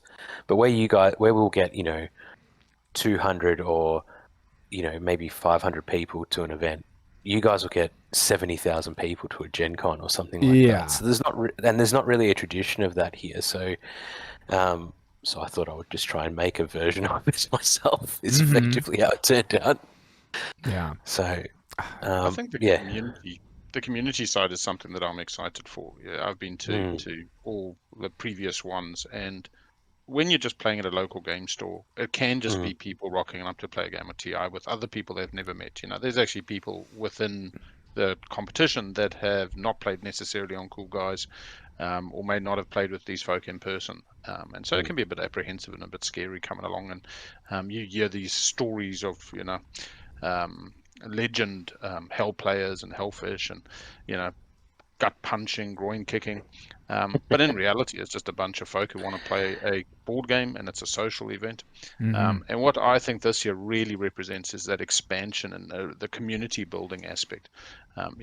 There's literally like summer camp. If you're not in the glamping tents, you're sharing a dorm room. There's double bunks. It's going to be this kind of like first day prison energy. Yeah. And I tell you now, there's going to be people trying to fit 2 10-point games in on the Friday night, and probably staying up all night going into a stupid 14-point. And I'm going to be like, I'm off to bed at like 7 or 8 o'clock because I want to win tomorrow. No, totally.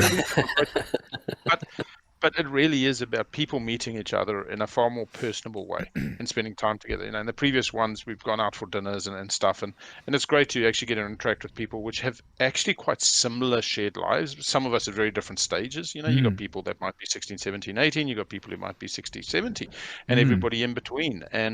But through the shared passion, we get to remind ourselves that we are effectively one human race and one community, and really get to support each other in a way that's not just about around the game table throwing plastic and whatnot at each other. It's beautiful. I think we might need to ban Mentec, but we'll keep on track. I love Mentec. Yeah, Al, speaking of the community and speaking of notable hellfish and everything, how are we going to beat Jezza this time? How are we going to do that? Do you have an idea? I'll be honest. It's funny. Me and Jezza can really throw mud at each other. Our philosophies, or at least the external philosophies, appear quite different on the face of it. But the way that we approach how to play the game is at times very similar, or at least our tactics are similar. He's just good at them. His commitment is particularly good, and it was really nice. I got to play in the final with him last year, and I actually got to sit across the board from him. Online we don't get this level of interaction where you're looking at somebody's eyes, looking at their brain working, looking at their posture, and whether they're relaxed in their path or they're scrambling internally trying to find their out, but not wanting to show that as a sign of weakness to the table. And sitting across from Jessa, it was really interesting seeing he had his plan, he had his path, it would adjust.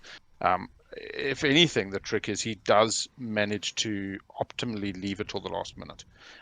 He doesn't elicit information for free. I'm the opposite. Maybe we're again more similar than we think. But let's see. If he gets another one in a row, that will be a thing. But I think there's a lot of people gunning.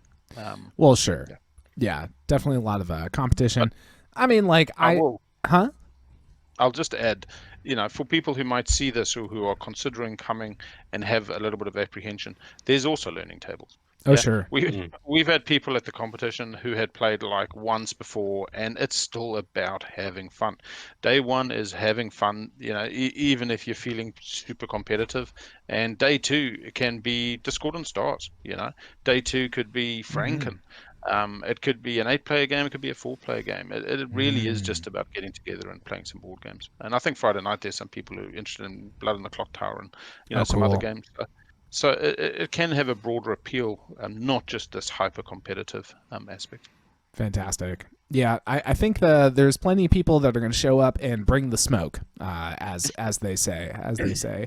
I know there's a few more Yanks coming. I know that Rand and Henry are going to be there, which is fantastic. I think they definitely bring like a different brand of play to the table, and yeah, especially Rand. She's a fucking killer, dude. She is like absolutely a killer. Like I played in this game recently and I won it, I'll say, but I was Nalu the entire game. She was like, Oh well then hey, whatever. That doesn't Okay, count. I know. But the whole time she's like, how do we kill Brass?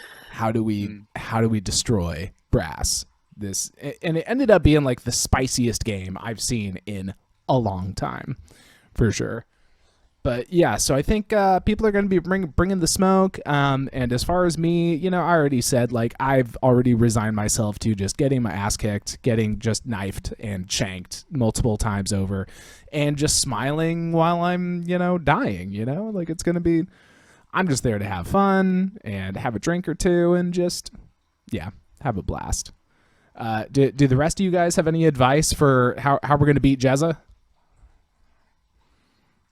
Look, I was in the first game with Big Al and Jezza, and Jordan was in that game as well. He's another one of the Hellfish. And for those who don't know, the Hellfish play, they're a subgroup within our server of less than 10 people who are dedicated to playing a extreme point blocking style. They just love it. Like they don't need to score. They just they want to keep you down. If they're on 3 and you're on 1, they're like, "Hey, we'll just go. If nobody scores the rest of the game, and I win."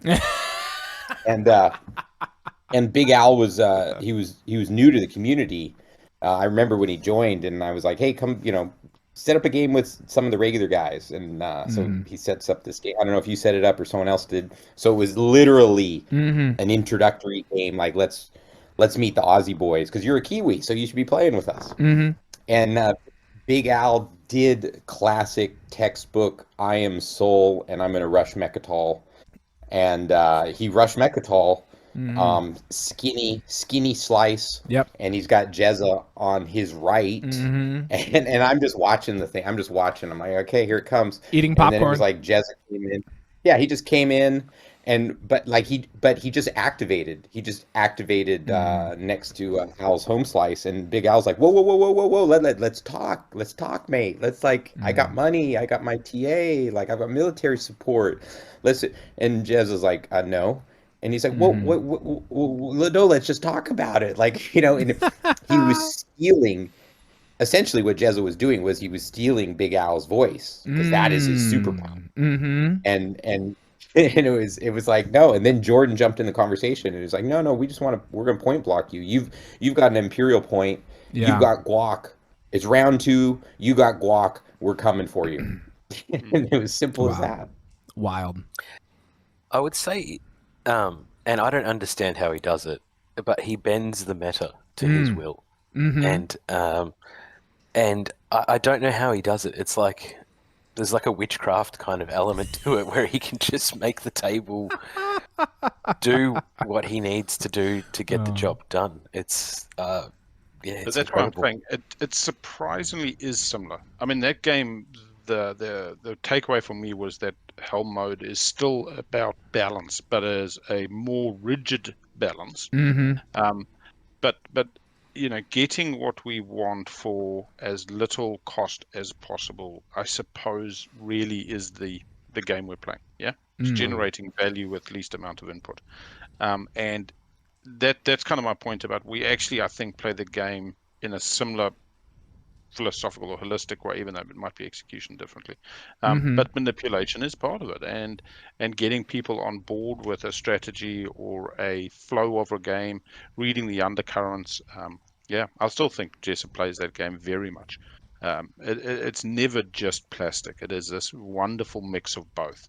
And I suppose being able to read the table and play into your strengths and mitigate the Achilles heels that you specifically have that other people don't.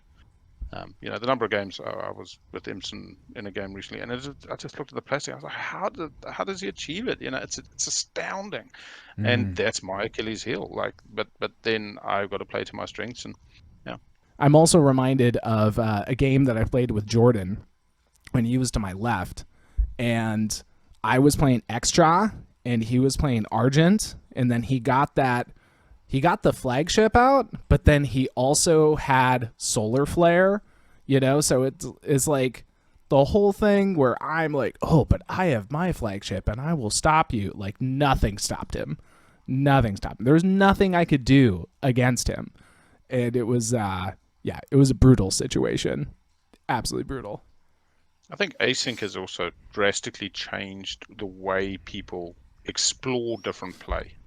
When we play a board game, we're playing with people. That's people very much first and foremost in a kind of beyond the table perspective. And you start playing online, you know, you're still interacting in a very personal and vocal way, and you can hear emotions in people's voices, and you might not see it in their eyes. But as you go to async, I think people explore those less explored parts. I don't want to call it, you know, aggressive play or dark play, but I definitely see people, including myself, try things that we wouldn't, you know, often try. But I think that's what the CoolGuy server really established as a community, rather than just a space, rather than just a matching lobby. People develop trust and rapport and an understanding. Similar to Morning Euro Crew, and that's why they were able to explore these kind of more challenging, turn your stomach moves. Yep. That literally affect you as a person when you're going through it either side. You know, whether you're taking somebody's win in round 1 or 2, and it feels like, how do you justify this? There's no winner yet, but this is the game. And then if you're on the other side of that, you know, why me? You know, but at the end of the day, these tight communities get to explore this in a safe way. Like, just like BDSM, have some safe words and communicate a lot. Lube. Yeah, I am reminded of every time that Susan posts like a screenshot of one of his async games, and then he's always like playing Cabal, you know, like whenever it's like this whole situation, and he's just like, oh, check this out. They're gonna have a bad day. You know, that's always what it is. And so I think that's a fair point, Al. Like async definitely does open the door to doing some stuff that you wouldn't do in like a TTPG game or like an IRL game. I mean, IRL, I played recently IRL, and it's just so much more fun, you know? Like it's really hard for me to imagine like I'm going to be an absolute ruthless cutthroat IRL, you know, because like we're just having a good time and it's just like a party or something, you know? But even if you want to play that ruthless, very strong play style IRL, you still have that banter and the jokes, and you're still, you know, stopping for lunch halfway, you know. So, you know, there's a bit of a pat in the back. Sorry for, you know, messing up your stuff just then. So there's a little bit that softens it about that IRL play as well. I think the lunch point is also super important when playing IRL. You are communicating with your left and right neighbor in a more tactile way, not just about the game. Yeah. So if we're on TTS, we're looking at competitive advantage, we're looking at strategic alliances. You're just as likely to communicate well with somebody who's across the board because you're effectively the same distance from each other. And then stopping for a break IRL and actually having lunch is a real good way to debrief, to depressurize the game, to really step away as combatants, as rivals, and just be mateship, coming together, having a ball. And you get back to the table and you've come up with all these new schemes of how you're going to screw each other and all these like side deals. And I think that's the thing. It's trying to find that beautiful blend between this is a board game, but it's also a board game that is karate, dojo, MMA, whatever you want to play. Yeah. Yeah. And we do it together. I love using this Miyagi-Do Cobra Kai analogy when we talk to people about, the Hell Mode or the Cool Guys versus, because it's all just karate. Yeah, but really it's not the big tournament. It's not competitive dojos against each other. It's everybody from the same dojo, from the same clan, from the same tribe, the same community, who get on a sparring mat and punch each other in the nose. And it's embracing that. It's like, I'm going to punch you before you punch me, but afterwards it's all going to be okay. And really finding that rhythm. Yeah, for sure. I think what async did for me was, I grew up. My dad was was a very competitive chess player, and so I saw him, playing chess by mail. I saw him in tournaments, and what async did for me was, like in a live game, I'll watch the players on my right and left to the best of my ability. It's hard for me to watch the whole board, what their moves are, what their tech path is, it's hard to anticipate 5 players what they're going to do. When I'm in async, especially if I'm playing the type of faction I like to play, which has a lot of reach, so whether that's a Necro or a SAR, or a Cabal, someone who wants to, I want to take from other people. Async allows you to, open up a tab. TI4 Mentac, let's have their sheet up. Let me have a tab for everybody's sheets. Let me continue. And the number of times that I reference their sheets on what they have and what their special abilities are, because I'm looking for the combinations. And so in parallel with this, I'm trying to play a game that is within the rules, within the bounds, but to have a sportsmanship that encompasses that as well, because what's available in the box is that I can go over, I can take your system, I can knock you out of the game. But socially, that's a heavy cost. So to try to develop a community, and this has been one of the key goals of the server, to try to develop a community that has the social strength to encompass that level of play. And there's a whole bunch of ways we've done this, but just that's the line, because, and that's what I've been, that's when I look at like the 4th version of, if you think of yourself elevating and, as you sort of unlock different keys to the game yourself as a player, and as I'll just say, pull the number 4, like I'm at 4th level or whatever, like what I'm trying to do now is skirt that. Can I still be friends with these people? Or, can I burn a social bridge within this game by breaking by breaking a non-binding? But I'm not going to break a non-binding over a trade good. I mean, come on, I'm going to do it for a point. Sure. You know, what's the limit? Like, I'm curious about those limits, because if we all just sit and turtle, I might as, I'll play one of those Railroad Euro games, and that's cool. A little bit of derision in my voice, but I can play those too. That's the manipulation aspect, or let's call it persuasion or influence, are slightly softer versions of the same word. And I find I do it in the workplace. How much can I get from my employees? How much can I get from my customers? How much can I get from my suppliers in these give and take transactional relationships and dynamics? And as we know in business, relationship is everything, they say, and it really is. And it's the same as TI. You're utilizing those above table relations, the politics and diplomacy of it, to achieve onboard actions.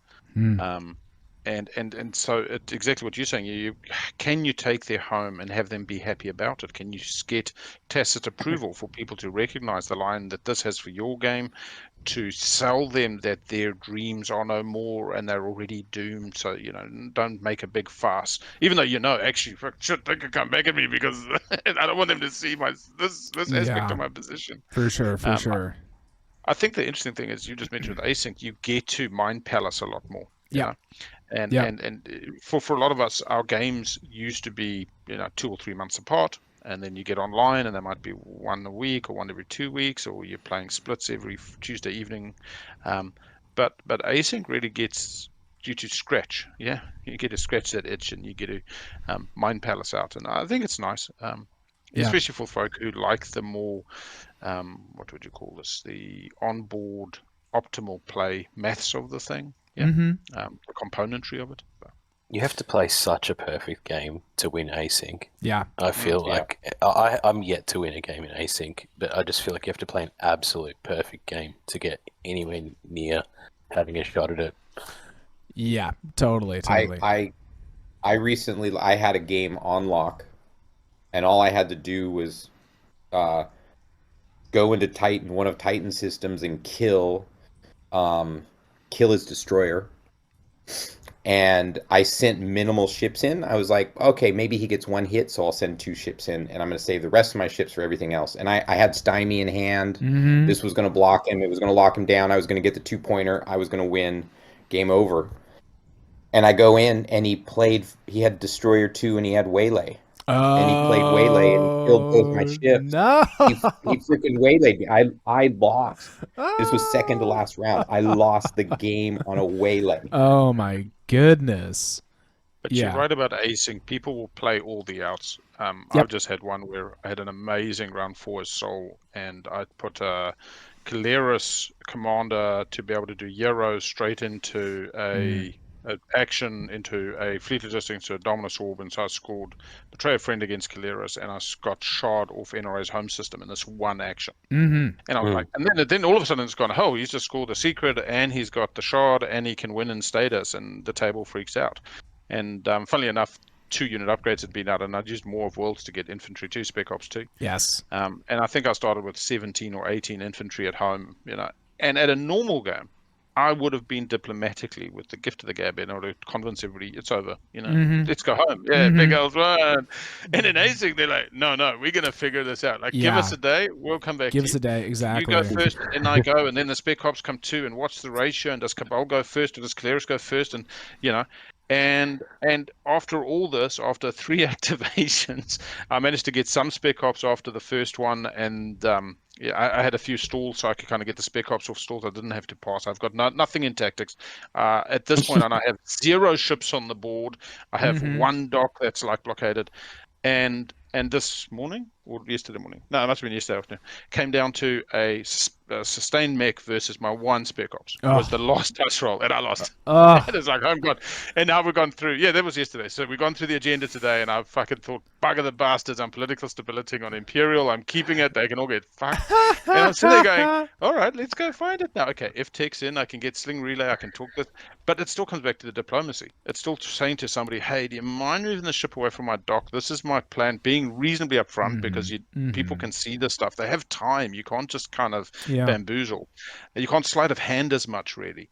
And we'll see what happens. I'm not holding my breath. But, it definitely, as Troll said, it's a very different async game in terms of that mechanics and understanding all aspects. Absolutely. Yeah. In a real game, I mean, whether that's like online or it's IRL or whatever, it's like there's that crunch time where people are like, okay, we can try and figure this out, and then it turns into a long turn and blah blah blah, that you can figure out a lot, but there's probably stuff that you're missing. But then when you have 2-3 days to do that instead of like 15-20 minutes, then you can make just about anything happen. And that's why there's so much more like dramatic win slaying going on. It's Absolutely. it's gnarly. Oh yeah. Whereas SCPT tournament, it's gone the other way, and I think this is also interesting as a community, or at least from my perspective as a player coming into it a few years back. We've broadened.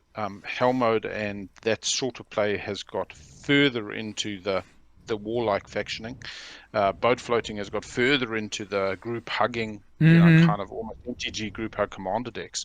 And we've seen that like with the winemaking, and you can follow the history of winemaking even just within the SCPT community. There's some pieces that were released almost 6 years ago now, and quite well written, quite thought out.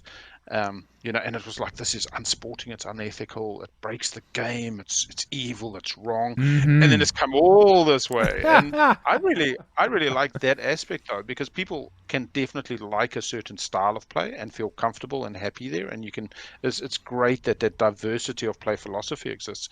But the bounds of what we're doing is expanding. It's kind of like cordon bleu fine dining.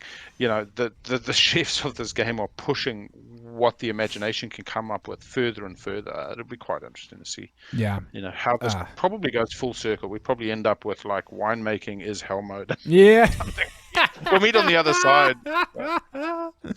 Yeah, no, I can't help but agree, and that's always been my favorite part about Twilight Imperium is that it contains multitudes like that. There's so many different ways that you can approach it, and there's so much interesting conflict that happens when you're throwing this stuff together against each other, It's fascinating. I did want to ask you all, this is kind of a cheeky question, but how do you feel about the async server stealing your rating system, or ranking system, rather? Oh, have they done that? Oh, you didn't? You guys didn't know? Server? You guys didn't know? No, we didn't know. We never leave our server. They've piggybacked on TIGL's competitive format, and they really liked the ranking system, so they've gone with the leader suite. So if you win a game of TIGL, you are an agent. No, it starts with minister. Minister. Yeah, if you win a TIGL game, you're a minister. And then if you win against all ministers or higher, then it's agent, and then again commander, and then I guess hero. And then hero. Yeah. I don't think there's any heroes. I don't know if there's a hero yet, but yeah. I'll tell you the thing that I just like. So this isn't the async server, is it? So it if is you the win async an async server. game. But it specifically has to be a TIGL. Yeah. Oh, it has to be TIGL. TGL. TIGL keep the rules as written, 6-player competitive, because otherwise a ranking ranking is competitive by itself, I suppose. So, it's just a way for people to kind of feel fueling. The ELO aspect of TIGL is meant to be player matching, but if we had 100,000 people playing, it would be applicable. But the communities are still small. So yeah, it's been interesting. I think it's absolutely fantastic. Mimicry is the greatest form of flattery. Yep. And I just want to give credit. I can't even remember. This was back in the 90s. I played with some Kiwis in Auckland playing Magic, and they had what they called the consortium, and you could not become a member of the consortium unless you won a game against all 5 other members were a member of the consortium. And so they planted this in my head. Yes. About a self-regulating system. And so I'm absolutely, flattered that they've taken what I took from someone else. And they, I took what the consortium did. I elevated it because they only had 2 ranks rather. And now we have multiples, which is going to culminate in Shogun once we get all our warlords. Then I would also recommend to any other server out there listening to take a look at Bradley Sigma's multi-draft bot on our server. Yes. Because that thing is a beast. it is a joy to interact. I want to do drafts because this tool is so cool. Yeah. And we're now, Rob Troll here on the call, this is like oozing love and satisfaction from me. He put out a call. My async games are going too slow. I want an all-vet 3 game, promotion to Warlord. And within 72 minutes, he had his 6 players, and they'd gone through the multi-draft all online, and the game was ready to go. Love it. Yeah, it was great. Yeah. Because now we're doing speed runs. Because now now that we're noticing how fast drafts are going, we're like, well, let's see if they can go faster. And caliber of players, a solid async group that are playing at a similar time. Right? There's a couple of Americans where I'm waking up at 4 a.m. It's kind of morning for them, and then as they go into evening, it's my afternoon, and it's really working. And we're clearing, I don't know, rounds in a day or 2 kind of thing. Probably slows down a little bit after the first 2 rounds. Goodness gracious! But I'm liking the stats that are coming out. Can I just say, Big Al gets up at 4 a.m. to play async. Can we just take a moment to respect that? The man hustles. The man hustles, yo. He's done more non-binding deals before you get up. Actually, one of our earliest async games was Who Says 2 a.m.'s Too Early to Play Async was the name of the game. Oh, that's good. That's great. Yeah, 8 or 10 or something crazy way back. Okay. Oh yeah, I'm just also loving the stats out of async. As my alter ego, the big AI bot who likes to play Twilight when you look at the async bot, the data it's collecting, you're getting to a point where you could actually machine learn from it and start mimicking. Whoa. And I'd love to see if you were able to then generate this, hey, let's learn to play. There's, 5 bots you're playing against, and it's just mimicking standard responses. So we're getting all these buttons, and, the X-1 pay your debt is all now automated. So the bot can get a real idea of the patterns. It doesn't have to know what's actually going on to be able to respond in a similar mimic type way. But now, when you're playing 5 bots, how do you then still beat the bot? And therefore, this innovation aspect comes back to your human play. How can we be innovative when playing with other people? And this is what I've enjoyed about this year's tournament. I mean, I haven't been lucky enough to have 2 wins before, so this is SCPT. But the big old lies into the, just winemaking cesspit has been about innovation. As a community, we're kind of innovating. What is the next thing? Ride or Die was probably the previous year. That really come into fruition. Yeah. Anyway, I'll be real interested to see how the async bot just continues to grow. And again, I'll just say a quick mention to all these people that are in the background. You mentioned Sigma there. Running TI rules, a great resource. You got people creating content, the homebrew folk. You got people doing the print runs and Discord and Stars. Yeah, we are as this like real life play group. Oh, it's getting a bit boring. If I don't like people, try this. But choose one of these fucking 24 factions. And now it's more than that. Now there's like 10 more. Yeah. I can't wait for it to arrive. I even got my sorter early. I've got 34 sorters in my box ready to go. All these nice little 10 empty boxes. Incredible. But yeah, it's amazing how many people in the community get to explore their passion. I was listening to on the BLT podcast, they were talking about these legacy games. And I mean, my brain can't even go. I'm like, I want to try this. You can only do so much. Yeah, totally. It's astounding. Yeah. It's wild. It's everything under the sun, man. Like I said, it contains multitudes, and that's what I love about it. Life simulator. Yeah. Oh yeah, absolutely. Big time. Well, I think we've had a good old long talk, my boys. Are there any closing thoughts and words that you'd like to leave with us, Cool Guy? Yeah, I should have snuck this in earlier. We have multiple competitions on our server. We're doing our league play is going to start next month. We're holding back on the details for a variety of reasons, including that we haven't settled on them. But this is so basically we have 3 competitions that run every year. One is the annual IRL skilled retreat. The other is the slow moving ranking system, which was designed as a multi-year in the background sort of tournament. And then the third one is we actually have a league, which is on TTS, Melbourne time, 8 p.m. to 11 p.m. Tuesday nights, recurring. And it's for all comers. What's been really good about that one is we get people who are silent on the server. They don't jump into regular games. We don't know who they are. But then they'll show up. They'll be like, yeah, I'll play.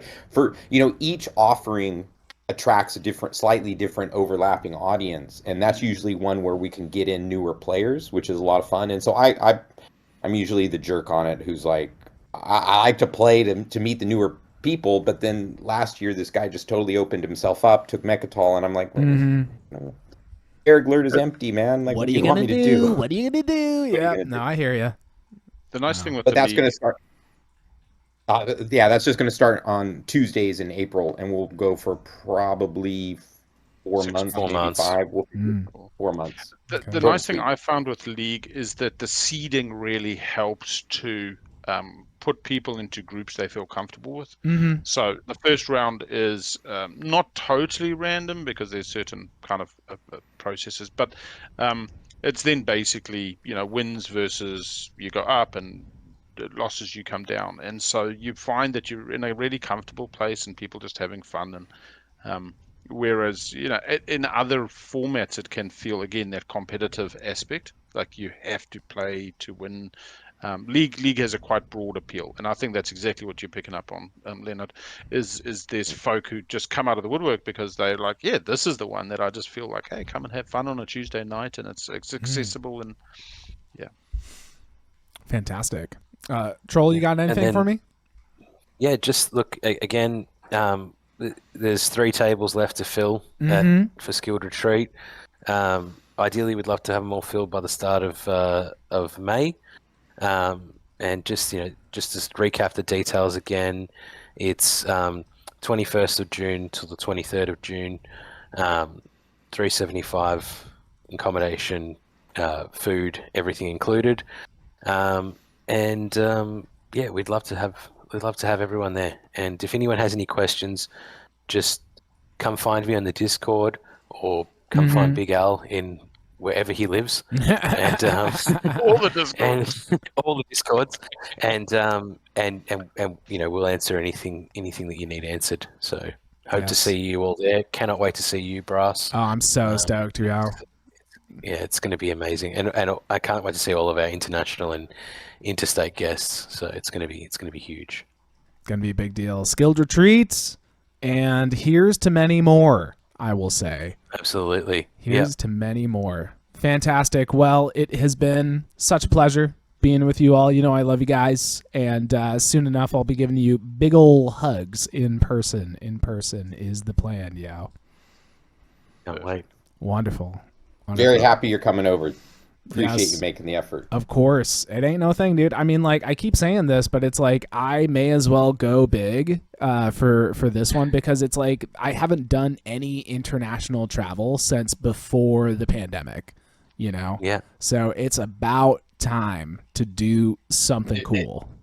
And I just love that so much of our discussion today was about social accountability and playing kindly. You know, what do you do with the guy who's traveled from the U.S. to play 3 days of TI and he takes Just kill me. You eliminate him in round two. just two. kill me already, correct answer. okay? I'm actually ready for it. I'm ready. And guess what? I deserve it, okay? Yeah, but I deserve think it. that's what happens though. Is day one there is 5 out of 6 gonna get fucking smashed, gonna be taken down on the mat, and and they're gonna pitch up the next morning. They're gonna be beaten and bruised. But I played with CoolGuy's son in the day 2 in year 1, and it was a really good game. I'm trying to remember if it was your son who played Mentec. And every time would stand up and come and do the pillage thing, would stand there. You didn't know whether you're going to get pillaged or not. It was such an amazing way to play. And I did my usual thing. I was soul naked, making this last little ditch play. And again, it just there will be a number of players at their finals table, but for everybody, it just brings us back to it's a board game. It's a social community where we come together and we just have fun, and maybe even make some stew if we have time. Actually, I just started thinking about that. Like, get some of that stew. Get some of that kiwi lamb in Aussie. Pick it up at the Victoria Market before we head out to the. Anyway, a big pot. Maybe. Yes, it wouldn't be complete without a Big Al stew, is what I say. Or a barbecue. Or a barbecue. I'll speak to Troll because we'll have to. It's catered. All right, I'm going to close it out, boys, but thank you so much. Lovely, lovely, always lovely to see you. And and I'll see you soon. Very soon. See you down under, mate. Now, let's chill with Nina and Velcro.